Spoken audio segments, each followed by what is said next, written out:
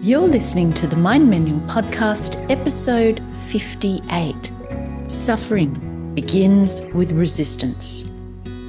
If you want a particular result in your life, but you're unable to get it, tune in to start training your brain and expanding your emotional intelligence to unlock the most powerful and underutilized performance tool that we have. It's the most important work you could do because it affects every area of your life. Let me start with a question. Have you ever felt like your life is moving, but you're not? Like the world is progressing, people are changing, seasons are turning, and somehow you're standing still inside your own mind. Not because you want to be, not because you're lazy or broken or incapable, but because something inside you is gripping tightly to a memory, a version of yourself, a story, an outcome, a person, a belief, and it just won't let go. Today, I want to talk about getting stuck, not stuck in the way we usually think about it, like procrastination or lack of motivation or not knowing your purpose, but stuck mentally and emotionally. More importantly, I want to talk about what actually creates our suffering. Because here's the truth that can feel uncomfortable at first, but also incredibly freeing. It's not what happened to us that keeps us stuck. It's what we're holding on to. The invisible grip. Most of us don't realize that we're holding on. We tell ourselves we're just being realistic or loyal or responsible or principled or cautious or even strong. But underneath those justifications is often a quiet resistance to reality as it is now.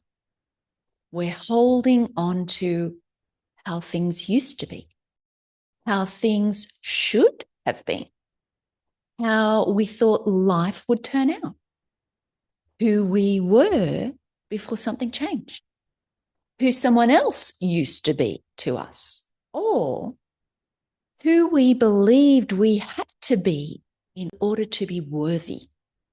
And we cling, not because we're weak, but because holding on feels safer than stepping into the unknown.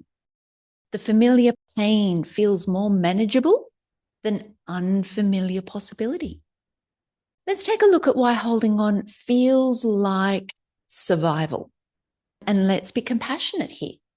Holding on isn't a character flaw. It's a survival response. When something meaningful is taken from us or doesn't happen the way we expected, our nervous system doesn't interpret that as disappointment. It interprets it as a threat to identity, a threat to belonging, a threat to safety, a threat to meaning. So we grip tighter. We replay the moment. We rewrite the story. We analyzed what we could have done differently. We imagine alternative endings. We tell ourselves, if I don't let this go, at least I won't lose it completely. But here's the paradox. What we cling to doesn't stay alive. It becomes heavy. It becomes painful. It's like a prison. The stories we live inside is where most suffering comes from. It doesn't come from the events. It comes from the stories we keep telling ourselves about those events. Stories like, if that hadn't happened, my life would be better. Or I can't be happy until this changes. Or I lost my chance. This shouldn't have happened to me. I was wronged. I failed. I peaked. I'll never be that version of myself again. And maybe those stories feel true, but here's something subtle and important. The story can be true and still be imprisoning. Truth alone doesn't make something healthy to carry. Some stories expire. Some identities outgrow their usefulness. Some beliefs protected us once, but now quietly suffocate us. And yet we keep holding them. So let's look at when identity becomes a cage. One of the hardest things to let go of isn't a person or a job or a dream. It's going to be our identity. I'm the strong one. I'm the victim. I'm the successful one. I'm the caretaker. I'm the one who had the potential. I'm the one who messed it all up. Even pain-based identities can feel grounding because they give us a sense of who we are. But when we cling to an identity that no longer fits, we end up living a smaller life just to stay consistent with a story. We stop trying new things because that's not who I am anymore. We avoid opportunities because they threaten that narrative. We reject joy because it doesn't match the pain we've organized around our life. And slowly, quietly, we trade growth for familiarity. It's the cost of holding on. But here's the part we don't always see clearly. Holding on doesn't freeze time. Life doesn't pause while we process. It doesn't wait for us to be ready. It keeps moving on. And while we're mentally living in the past, reliving conversations, mourning losses, longing for what was or what never came, the present moment keeps slipping by. Opportunities pass unnoticed. Connections remain unformed. Moments of beauty go unnoticed, unfelt. Not because they aren't there, but because our hands are already full. You cannot grasp something new while your hands are clenched around the old. Resistance is where suffering lives. There's a powerful idea found across many psychology, neuroscience, mindfulness, and even ancient wisdom traditions. Pain is inevitable. Suffering is optional. Pain is what happens when life changes, when things end, when we lose, when reality doesn't align with our expectations. Suffering is what happens when we argue with reality, when we say, this shouldn't be happening. This can't be happening. This has ruined everything. So suffering lives in the resistance, in the tension between what is and what we insist it should be. And the longer we resist, the deeper we dig ourselves into the stuckness. But letting go isn't what you think. There's a big misunderstanding around this. Letting go does not mean approving of what happened or forgetting or excusing harm or pretending it didn't matter or forcing positivity. Moving on before you're ready. Letting go simply means this. You stop requiring the past to be different in order for you to live more fully now. That's it. You stop negotiating with reality. You stop postponing your life until something that already happened unhappens.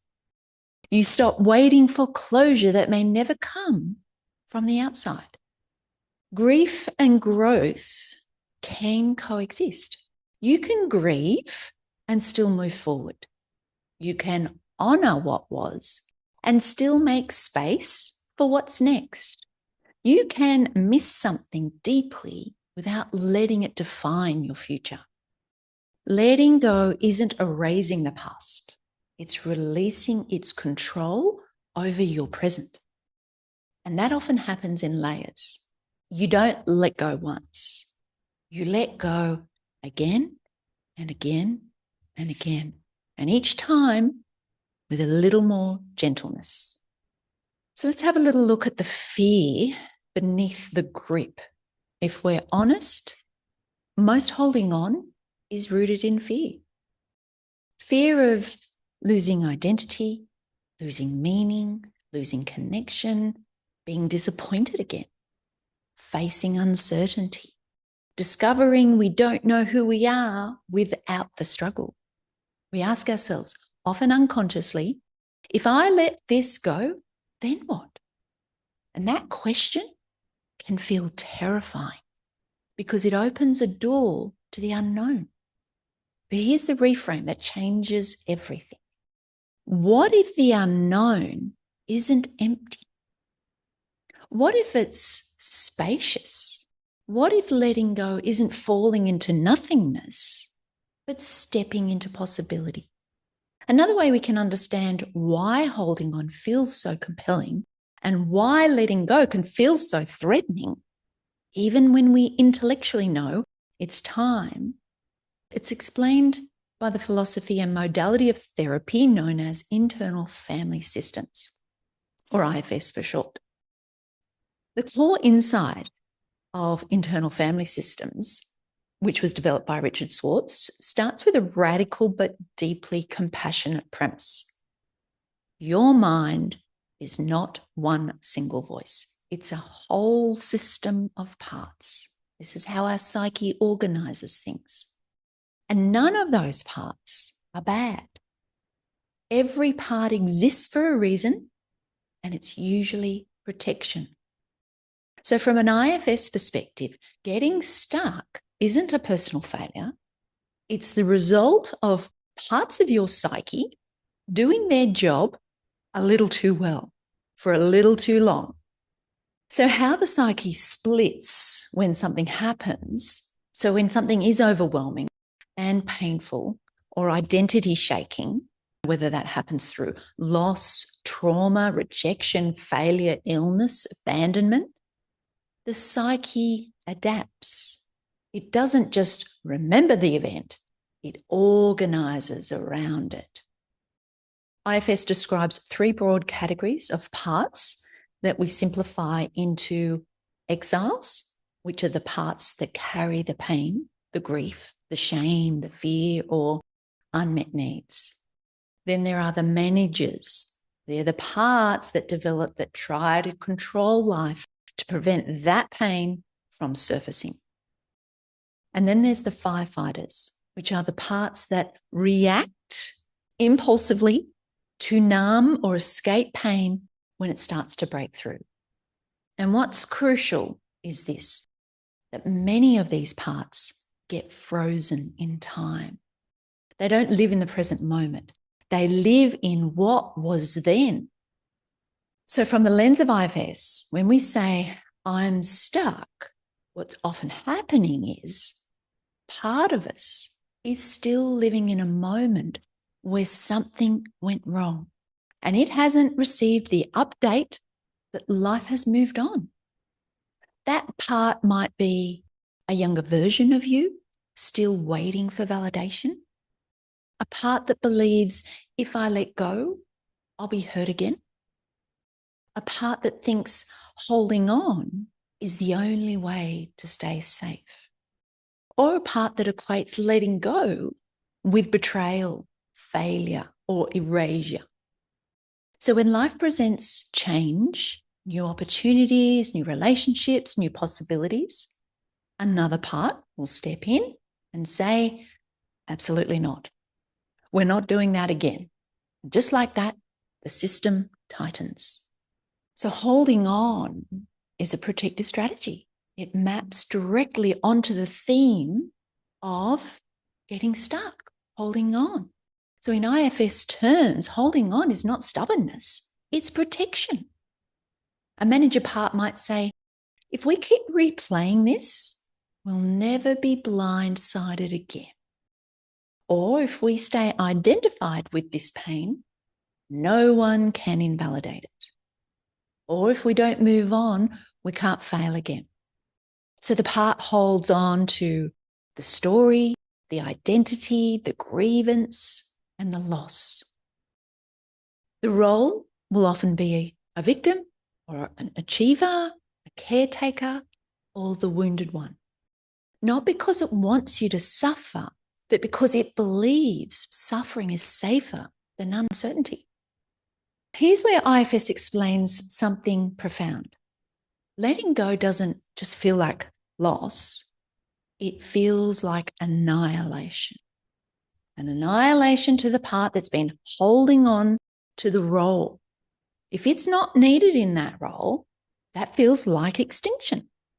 This is a very real matter of survival. That part will ask, if I stop gripping this story, who am I? If I release this identity, will I disappear?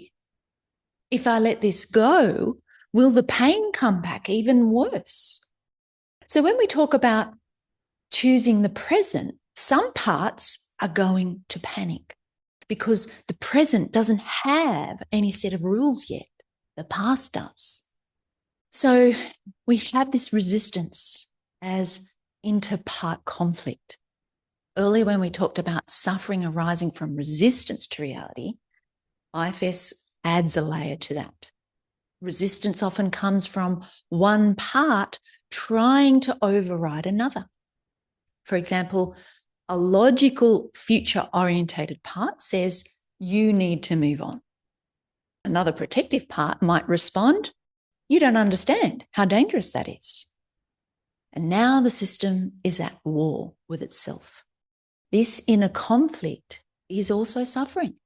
The ongoing internal struggle between these parts with different time horizons is very real. So let's have a look at the role of self, the presence without force. IFS introduces this concept that fits seamlessly with the idea of meeting the present moment. And we call it the self with a capital S. The self is not a part, it's the state of calm, curiosity, compassion, and clarity that emerges when we're not blended with any one part in particular. And from this self-energy, we don't force letting go. We do something much more powerful. We witness the part that's holding on. And we say, I see why you're doing this. Thank you for trying to protect me. You don't have to disappear, but you don't have to run my life either. This mirrors the earlier idea that letting go isn't dramatic, it's gentle. It's not ripping something away, it's merely updating the system. So how we get parts unstuck in IFS is that we begin to unstick from the past when those parts feel seen, when they feel understood, when they feel safe enough to release their role, when they realize the exile that they've been protecting is now much older, much more resourced, and it knows and trusts the self, with a capital S, to lead the system. That self is that quiet, undisturbed part that sits very silently and observes. And only then can they realize that was then, this is now. This is why forcing yourself to move on will often backfire. You're trying to drag a scared part into the present without their permission. True letting go happens when the part chooses to loosen its grip. So how we integrate this with the central message of when we say we trade the present for the past, IFS would say part of us is still living there and we're letting it drive. When we say we can't grasp new opportunities or possibilities with clenched hands, IFS would add those hands belong to a part that learned that clenching was necessary.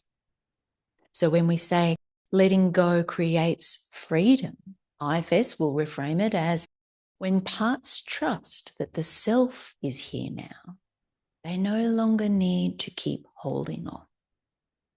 This perspective removes shame. It removes the idea that you're not broken, you're not weak, you're not failing at healing. You're loyal to your parts that once helped you survive and adapt to the trauma. to the pain, to the overwhelming grief, whatever it was.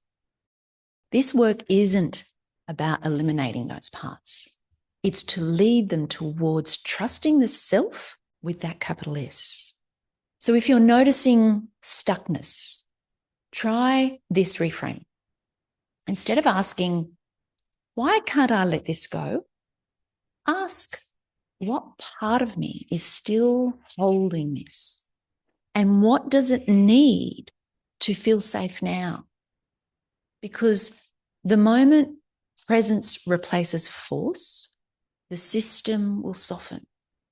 And when the system softens, the present moment becomes accessible again. Not because the past vanished, but because it no longer needs to be carried forward. And that's where real freedom lives. So the present moment really is the only place that life is actually happening around us. Sounds simple, but it's not easy. Life does not happen in the past, and it also doesn't happen in the future. It happens now. And when we trade the present moment for rumination, regret, resentment, or longing, we miss the only place where change is possible. You cannot heal yesterday, you cannot live tomorrow, but you can meet this moment with openness. And that's where freedom begins. So what does letting go actually look like from this IFS perspective? It often looks quieter than we expect. It might look like not rehearsing the same story for the 100th time, or choosing not to check in on what could have been, or allowing joy without guilt, saying yes to something new, even while feeling unsure, releasing the need to be right, softening your grip just enough to breathe again. It's less about dramatic declarations and more about subtle shifts in attention. Where do you place your energy? What do you keep feeding? So I want to offer you this gentle reflection. No fixing, no forcing, just noticing. Ask yourself, what am I holding on to that costs me my peace? What story do I keep revisiting? What version of myself am I afraid to outgrow? Where am I insisting life should be different before I allow myself to live? And then gently, what would it feel like to loosen the grip? Just a little. You don't have to drop everything at once here. Letting go doesn't mean throwing everything away. Sometimes it means setting something down, just temporarily. Sometimes it means holding it more lightly. Sometimes it means saying, I can carry this and still walk forward. You're allowed to move slowly. You're allowed to be human. You're allowed to take your time. But you also are allowed to live. The quiet power of choosing the present. There's something profoundly brave about choosing the present moment, about saying, this is where I am, this is what's here, and I'm willing to meet it, even when it's imperfect, even when it's incomplete, even when it doesn't look like the life you imagined, especially then. Because the present is where new paths start to reveal themselves. Not all at once, or clearly, but enough to take the next step. So if you take nothing else from today, let it be this. You are not stuck because life ended something. You are stuck because a part of you is still holding onto it. And the moment you begin to loosen that grip, not with force, but with compassion, something starts to shift. Space opens up. Breath returns. Possibility re-enters. You don't have to know what comes next. You just have to be willing to stop living only in what was. Because your life is not behind you, it's here, waiting. And I'll leave you with this gentle invitation. What would become possible if you chose to meet this moment with open hands? I'll see you next week.